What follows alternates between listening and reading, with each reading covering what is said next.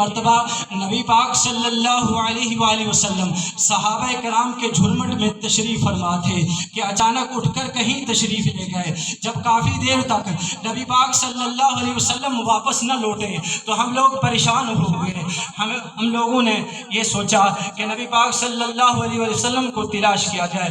آپ کو تلاش کرنے کے لیے سب سے پہلے حضرت ابو ہریرہ رضی اللہ تعالی عنہ فرماتے ہیں کہ میں اپنی جگہ سے اٹھا اور بنی نجار کے باغ کے قریب پہنچا۔ میرا خیال تھا نبی پاک صلی اللہ علیہ وسلم اس باغ میں ہی موجود ہیں، اس باغ میں تشریف فرما ہے۔ اس باغ کی چار دیواری تھی، اس باغ کے چاروں طرف دروازے تھے، وہ دروازے بند تھے۔ اس باغ میں داخل ہونے کے لیے حضرت ابو ہریرہ رضی اللہ تعالی عنہ فرماتے ہیں کہ ایک نالے کے سوا میں نے اور کوئی راستہ نہ پایا۔ پھر میں نے اپنے جسم کو سکیڑا اور اس نالے کے ذریعے سے ہی اس باغ میں داخل ہو گیا کہ دیکھتا ہوں نبی پاک صلی اللہ علیہ وسلم اسی باغ میں ہی تشریف فرما ہے۔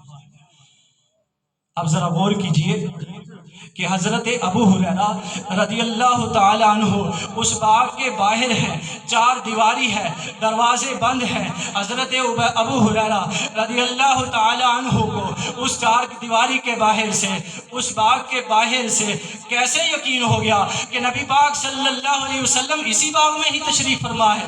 پھر اس باغ کے دروازے بند تھے، چار دیواری تھی، اتنا یقین کہ آپ اس نالے کے ذریعے سے ہی اس باغ میں داخل ہو گئے۔